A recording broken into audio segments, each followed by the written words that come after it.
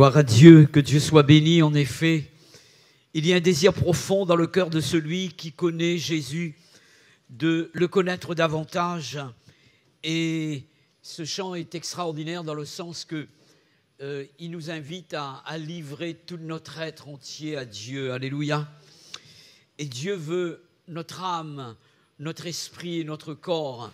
Et notre être tripartite donc doit servir à la gloire de Dieu. Et Dieu a besoin de nous comme nous avons besoin de lui. Et nous sommes ces instruments par lesquels Dieu se révèle à ce monde qui ne connaît point Dieu. Et je crois que à chaque fois qu'il y a possibilité pour le croyant de s'entretenir des choses de Dieu, alors Dieu assure de sa présence et il bénit cette personne, il bénit le cœur de celui qui a soif de lui. Et ce soir, je crois que Dieu veut nous bénir. Alléluia. J'aurai l'occasion, après la prédication, de présenter mes vœux à l'église de Saint-Pierre et aussi à toutes les églises de l'île de la Réunion qui va certainement nous écouter sur notre site officiel. Et j'aurai l'occasion également de présenter mes vœux à tous les pasteurs avec lesquels je travaille dans cette île de la Réunion. Une bonne équipe de pasteurs qui travaillent pour l'avancement du royaume de Dieu. Que Dieu soit béni. Je salue toutes les personnes qui nous ont rejoints entre-temps. Que Dieu soit honoré au milieu de nous à cause de notre service, à cause de notre communion avec lui. J'aimerais vous présenter donc le titre de mon message pour chacun d'entre nous. Et ce titre donne ceci: une réussite n'est pas obligatoirement une bénédiction. Et je suppose que vous serez d'accord avec cela. Une réussite, et je le répète, n'est pas obligatoirement une bénédiction. La pensée que je voudrais développer dans cette soirée et celle-ci: tout ce qui réussit ne vient pas obligatoirement de Dieu. Je laisserai un exemple très simple de la vie courante. Et il y a des réussites autour de nous qui ne viennent pas de Dieu. Il y a des salles de spectacle qui marchent à merveille, telles que les discothèques, telles que les boîtes de nuit, etc. Il y a des sites internet qu'on appelle des sites illicites et qui sont consultés par bien de personnes et par des personnes qui sont là cachées parfois dans leur chambre. Et ces sites-là sont fréquentés et ils marchent très bien. Et cela ne veut pas dire que ces choses viennent de Dieu. La pensée est également valable dans le milieu chrétien. Il peut y avoir des projets, des décisions, des œuvres venant des croyants, mais qui cependant donc ne sont pas de Dieu. Et il peut y avoir du succès dans ces œuvres que nous entreprenons, il peut y avoir de la réussite, mais souvent Dieu n'est pas dans ces projets-là et il ne donne pas son approbation. C'est une chose que vous avez appelée bénédiction. Vous a privé, par exemple, de la présence de Dieu. Vous avez le droit de revoir votre copie devant Dieu et de savoir si c'est réellement une bénédiction ou bien, malheureusement, donc, c'est un projet qui vient de vous ou bien le diable s'en est servi pour vous détourner du plan de Dieu, vous priver de la communion de Dieu. Certainement, en tant que chrétiens, nous avons tous des projets plein la tête et plein le cœur également pour cette année 2023. Mais ce qui est important, c'est de nous assurer de l'origine de ces projets. D'où viennent-ils? De Dieu, de nous-mêmes, ou bien de l'ennemi de nos âmes? J'aimerais considérer avec vous un homme de Dieu dont le projet, à la base, venait de Dieu lui-même. Mais malheureusement, à ce projet, cet homme de Dieu y a ajouté ses propres projets, ses propres desseins, sa propre volonté, ses propres plans. Et cette décision de la part de cette personne a entraîné des conséquences graves, voire même, je dirais, irrémédiables. Cet homme, c'est le roi Saül. J'aimerais lire avec vous dans 1 Samuel, et nous allons considérer ce thème ce soir à partir de ce texte. 1 Samuel, chapitre 15, versets 1er à 9, s'il vous plaît.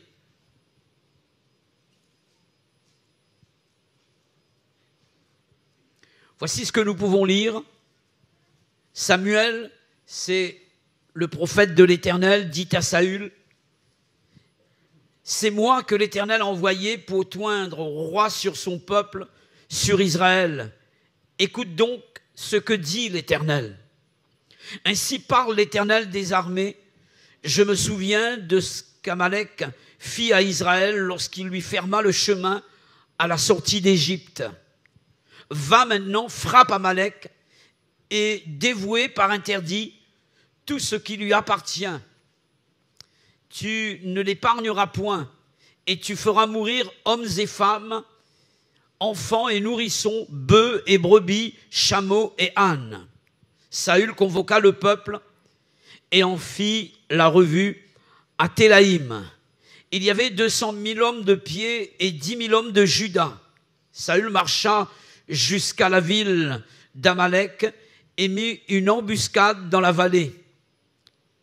Il dit aux Kéniens, « Allez, retirez-vous, sortez du milieu d'Amalek, afin que je ne vous fasse pas périr avec lui, car vous avez eu de la bonté pour tous les enfants d'Israël lorsqu'ils montèrent d'Égypte. » Et les Kéniens se retirèrent du milieu d'Amalek. Saül battit Amalek depuis Havila jusqu'à Shur, qui est en face de l'Égypte. Il prit vivant Agag, roi d'Amalek, et il dévoua par interdit tout le peuple en le faisant passer au fil de l'épée. Mais Saül et le peuple épargnèrent Agag et les meilleures brebis, les meilleurs bœufs, les meilleures bêtes de la seconde portée, les agneaux gras et tout ce qu'il y avait de bon. Ils ne voulurent pas le dévouer par interdit et ils dévouèrent seulement tout ce qui était méprisable et chétif. Amen. Voici le projet de Dieu pour Saül et pour le peuple d'Israël. Nous l'avons lu au verset 3. Dieu va lui dire, « Va maintenant, frappe Amalek et dévouer par interdit tout ce qui lui appartient, et tu n'épargneras point, et tu feras mourir hommes et enfants, femmes et nourrissons, bœufs et brebis, chameaux et ânes. » Qu'a fait Saül par rapport à l'ordre qu'il avait reçu du Seigneur et de Dieu? Il a fait ce que lui avait demandé Dieu, mais en partie. Verset 7 nous dit, Saül battit Amalek depuis Havila jusqu'à Shur, qui est en face de l'Égypte. Donc, il a obéi à Dieu, et une obéissance qui n'était pas entière et parfaite. La deuxième partie du projet de Dieu n'a pas été respectée. Dieu va lui dire, tu n'épargneras point le peuple d'Amalek, les hommes, les femmes, les nourrissons, les brebis, les bœufs, les ânes, et donc les chameaux également. Et la Bible dit ceci, que malheureusement, Saül, il a fait le contraire de ce que Dieu lui a demandé de faire. Une partie du plan de Dieu, du projet de Dieu a été respectée, et une autre partie, il a fait selon son propre chef, selon sa propre volonté, ses propres projets à lui. Malheureusement, il a gardé le troupeau, et parmi les bêtes du troupeau d'Amalek, il a pris les plus robustes et les animaux chétifs, il les a dévoués par interdit. Et aussi, donc, au lieu de, malheureusement, d'en finir avec la vie du roi d'Amalek, du nom Agag, malheureusement, donc, il n'a pas dévoué par interdit cet homme également. Est-ce que le projet de Saül a réussi dans son ensemble? Je parle de ses projets à lui, non pas des projets de Dieu. Bien sûr que oui, il a bâti Amalek, il a épargné le roi Agag comme il avait décidé, et les meilleures bêtes parmi les troupeaux d'Amalek, mais ça a été son propre projet. Dieu aurait pu s'y opposer et empêcher que ce projet voie le jour, mais il ne l'a pas fait. Il voulait que Saül soit conscient de sa désobéissance et de son entêtement.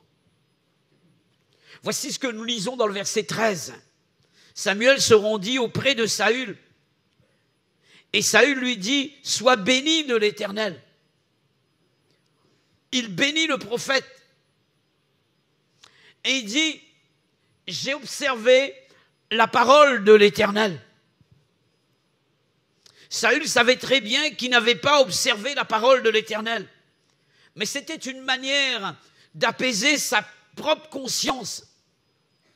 Et parfois, malheureusement, on essaie d'apaiser sa conscience en confessant une parole qui est contraire à la volonté de Dieu pour ne pas être accusé de notre conscience lorsque nous avons désobéi à l'ordre de Dieu. Et ça a été le cas de Saül ici.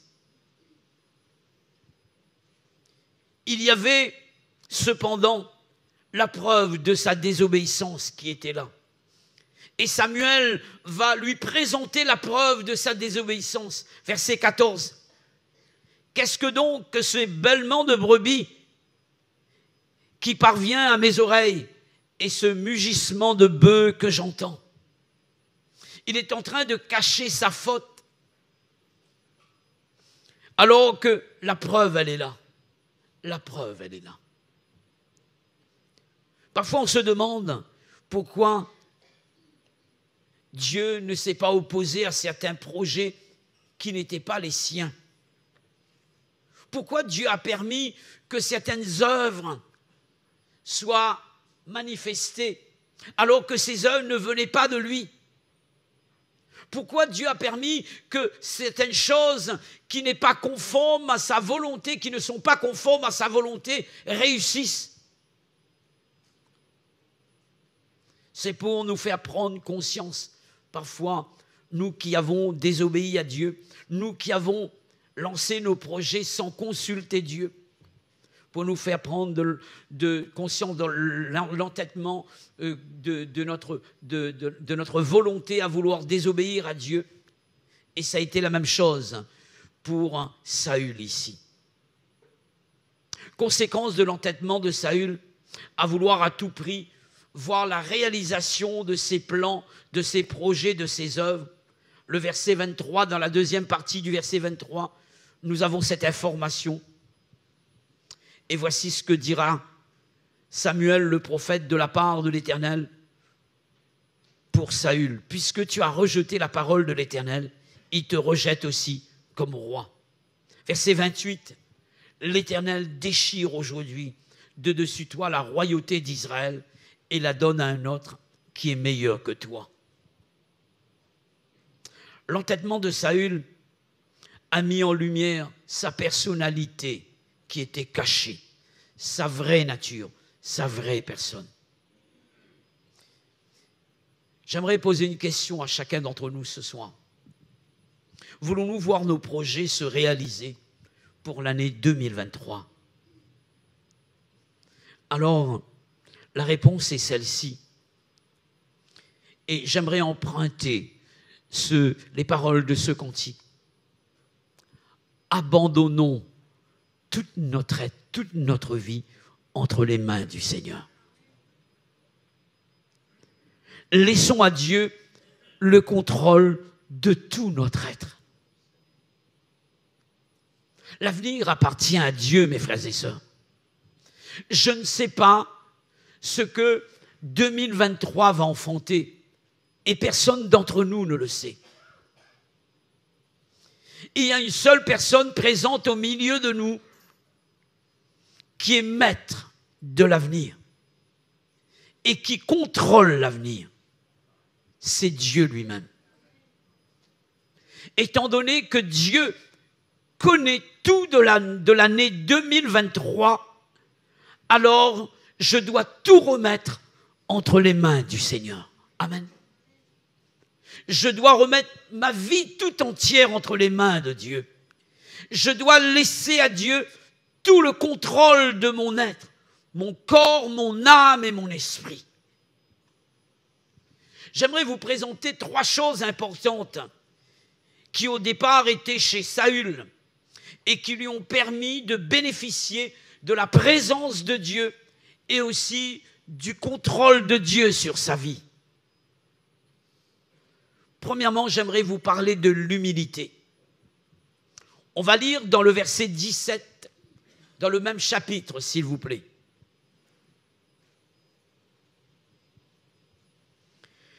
Voici ce que le prophète dit à Saül.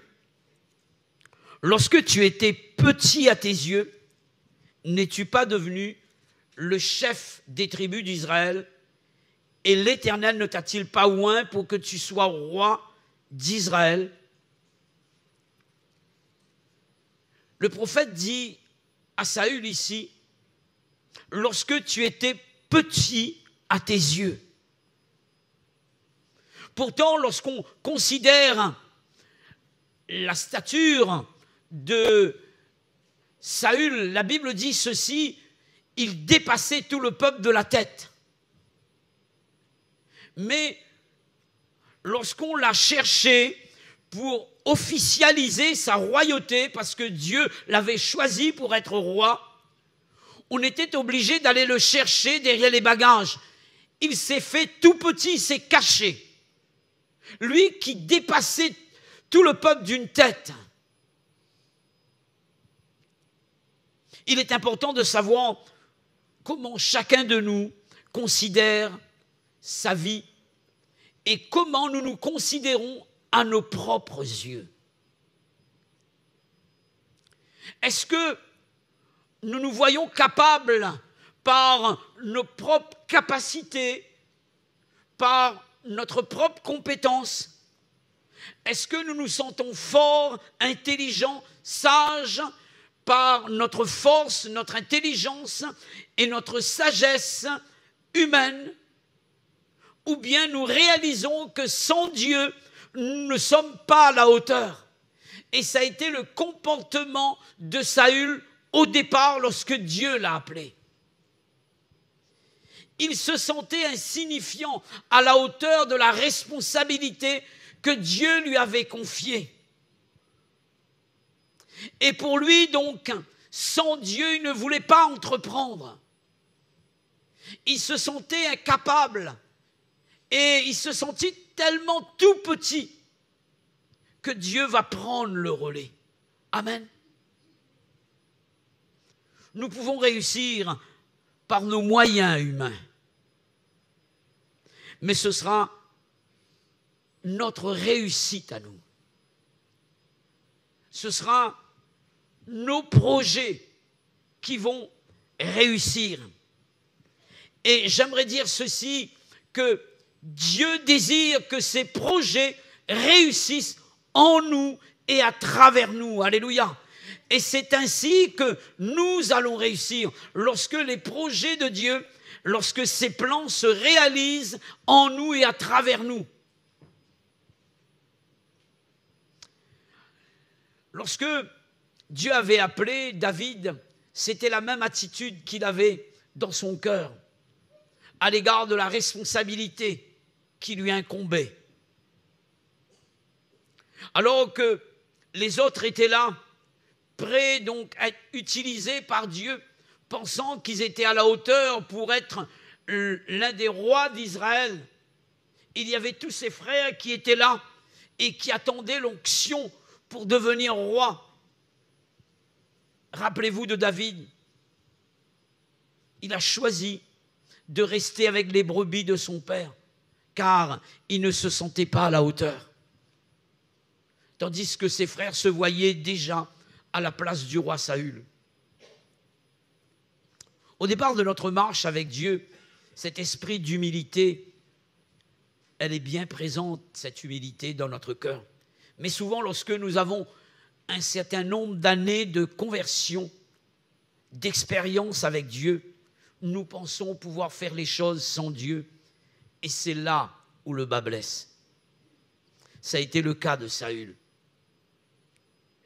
Et de bien d'autres hommes de Dieu qui ont commencé avec Dieu et qui ont terminé sans Dieu.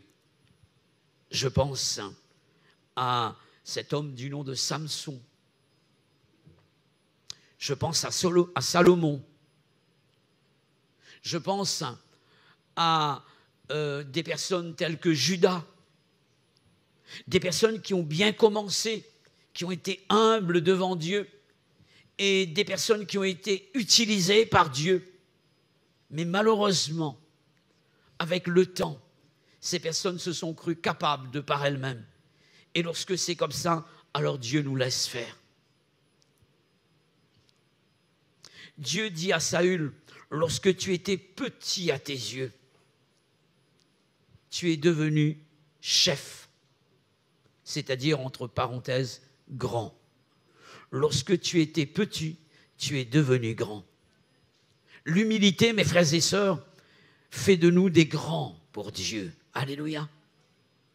En réalité, être petit à nos yeux, aux yeux de Dieu, c'est donner à Dieu la position de grand en nous.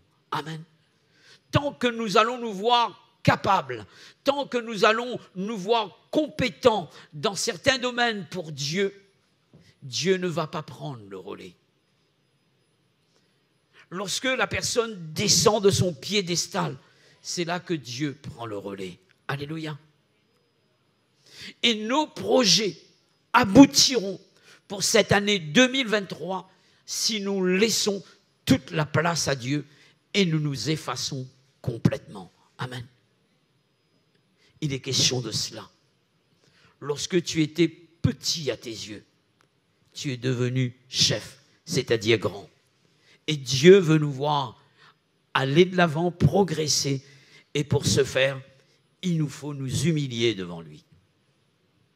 Comment bénéficier de la présence de Dieu et de son contrôle? Deuxièmement, lorsque son onction est sur nous. Dieu dira, dans la deuxième partie du verset 17, à Saül, « L'Éternel t'a oint pour que tu sois roi sur Israël. » Sans l'onction de Dieu sur Saül, il ne pouvait pas exercer sa fonction de roi. C'était impossible. Dieu t'a oint pour que tu sois. En fait, il est devenu roi à cause, non pas de ses compétences, mais à cause de l'onction de Dieu sur sa vie. Alléluia. À cause de l'onction de Dieu sur sa vie. Et c'est pareil pour chacun d'entre nous.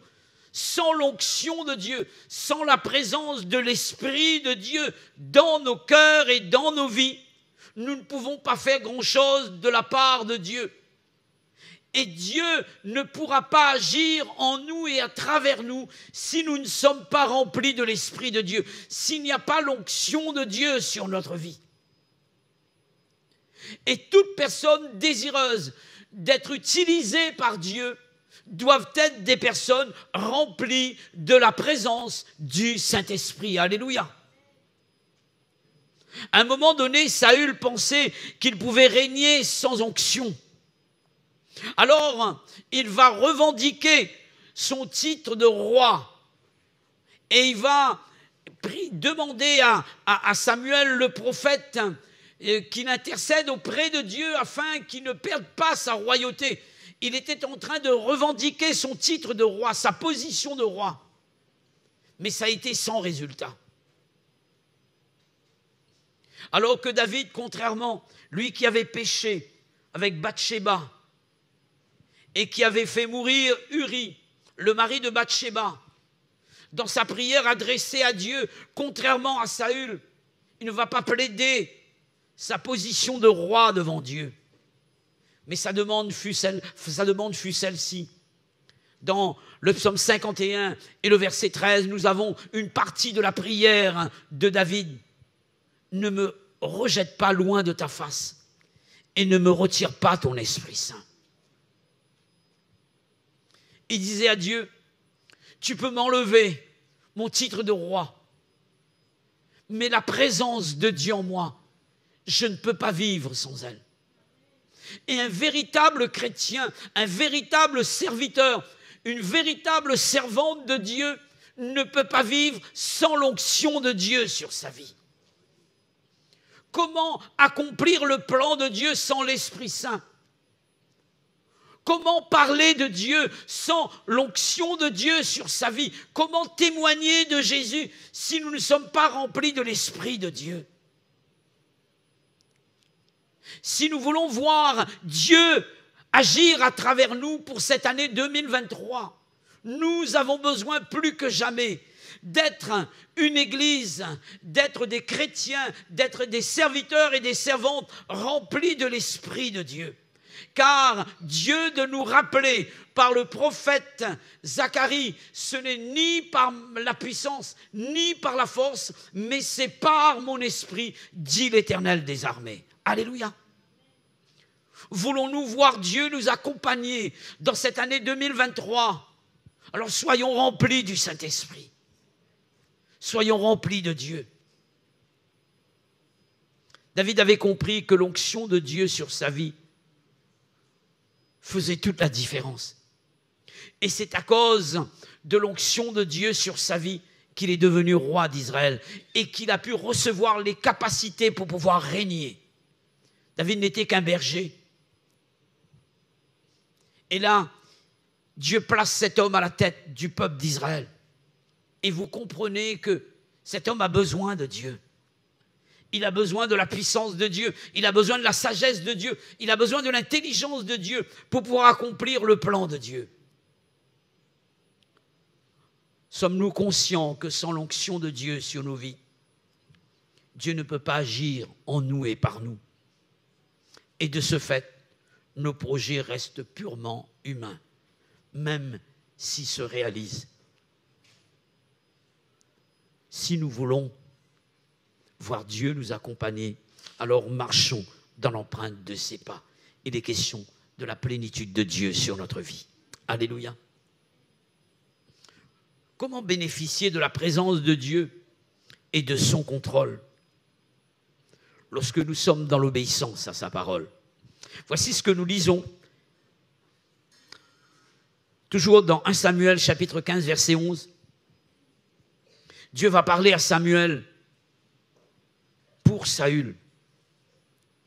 Je me repens d'avoir rétabli Saül pour roi, car il se détourne de moi et il n'observe point mes paroles. Samuel fut irrité et il cria à l'Éternel toute la nuit. Dieu dit de Saül, je l'ai établi roi sur Israël, mais il se détourne de moi et en n'observant point mes paroles. Il est question ici de l'obéissance de la parole de Dieu. Saül est sorti à un moment donné du cadre de la parole. Et le fait de sortir du cadre de la parole, c'est sortir sous le contrôle de Dieu. Et sortir sous le contrôle de Dieu, c'est sortir sous son autorité. Je demeure dans l'autorité de Dieu lorsque je demeure sous sa parole, dans sa parole. Un chrétien qui n'est plus dans le cadre de la parole de Dieu n'a plus d'autorité sur sa vie. Et ça a été le cas de Saül. Dieu ne peut pas être avec nous si nos projets ne sont pas le résultat de la parole que nous avons entendue et reçue de Dieu. C'est la raison pour laquelle, avant de décider d'un projet, avant de commencer une année, je dois me mettre sous cette cascade qu'est la présence du Saint-Esprit. Et je dois me mettre au diapason de la parole de Dieu pour savoir quelle est la volonté de Dieu à mon égard. L'Église a besoin, en cette année qui commence, d'avoir un temps de communion plus profonde avec Dieu, pour laisser Dieu apporter à chaque membre de l'Église son conseil, ses directives, son plan, sa volonté. Et je crois que pour chaque Église en particulier, Dieu a un plan spécifique. Et chaque Église doit prier pour connaître quelle est la volonté de Dieu pour elle.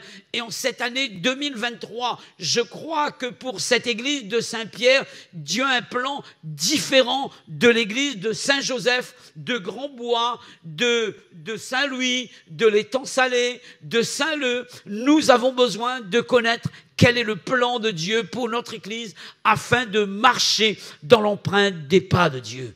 Et Dieu veut parler à son Église par le biais de sa parole. Ça peut être lorsque nous sommes dans l'intimité, nous ouvrons la Bible et Dieu se révèle à nous. Dieu nous éclaire, Dieu nous ouvre les yeux, nous entendons la voix de Dieu atteindre notre cœur pour accomplir sa volonté.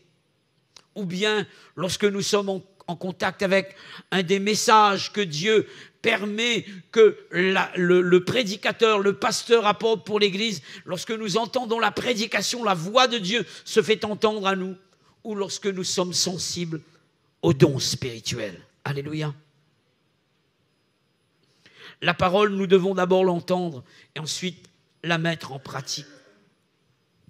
Dans le texte, j'ai été bouleversé lorsque j'ai lu ce verset, le verset 23, au sujet de la désobéissance, le fait de s'éloigner de la parole de Dieu. Voici ce qui est dit dans la deuxième partie du verset 23.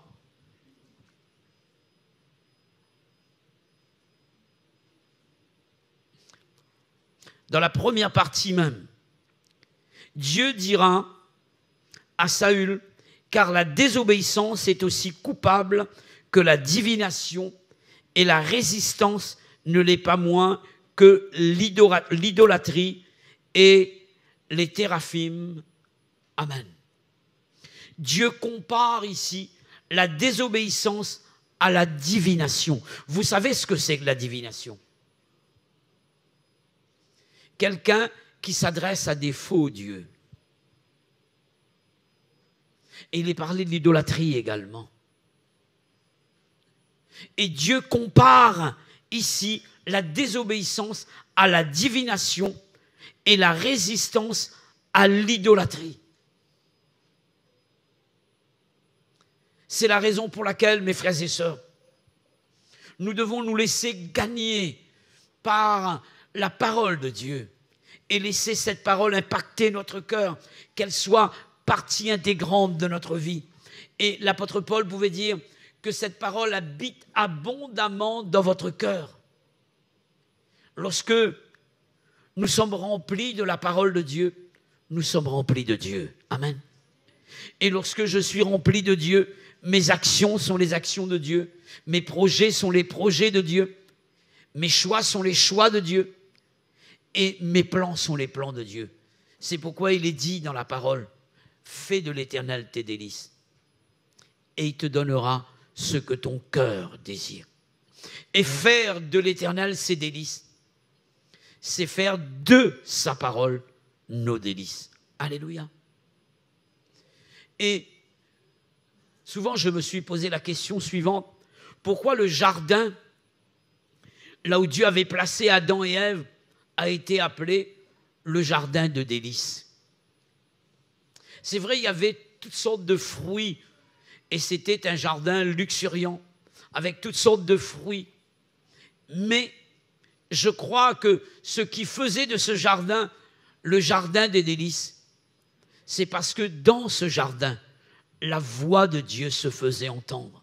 Et la Bible dit que le soir, la voix de l'Éternel parcourait le jardin. Parfois, il y a tout dans les maisons, dans les foyers. Et il y a tout ce qu'il faut pour que la personne soit heureuse. Il y a le matériel en abondance. Il y a des cadeaux en abondance. Et nous sommes en période de cadeaux. Mais l'essentiel n'y est pas. souvent dans les foyers. Et parfois on se demande, mais comment ça se fait que les projets qu'on a élaborés pour nos foyers ne trouvent pas leur accomplissement? La question est celle-ci. Où est la parole de notre maison? Où est le Saint-Esprit de notre maison? Où est Dieu dans notre maison? Où est Dieu dans nos projets? Où est Dieu dans nos foyers? Et comme cela a été rappelé donc, par rapport à ce que vous avez pu entendre dans ces vœux que j'ai présentés donc, à l'île de la Réunion, où est la place de Dieu dans nos projets? Où est la place de Dieu dans nos projets? J'aimerais rappeler ceci, que Dieu veut toute la place ou rien. Toute la place ou rien. C'est pourquoi ce soir encore, ma prière et le désir de Dieu, c'est que nous puissions nous livrer à Dieu totalement et dire, Seigneur, saisis-toi de moi par ta parole, par ton esprit, et donne à mon cœur à s'incliner devant l'autorité de ta parole et à faire silence lorsque tu parles, à ne pas essayer de tergiverser face à la parole, mais à dire Amen, parce que Dieu a toujours raison. Amen. En tout cas, mes frères et sœurs, je termine par cette pensée. Voulons-nous voir Dieu dans cette année 2023? Faisons-nous tout petits devant lui. Et réalisons que sans lui, nous ne pouvons rien faire. Et laissons toute la place à l'Esprit de Dieu pour envahir notre cœur et nous entraîner dans les voies et dans les projets de Dieu. Laissons la parole de Dieu nous guider et nous allons voir Dieu agir en notre faveur et dans cette année 2023 pour les foyers, pour l'Église, pour chaque personne individuellement et aussi voir des âmes venir à Dieu en grand nombre parce que nous serons dans le plan de Dieu. Que Dieu vous bénisse et que Dieu nous bénisse ensemble.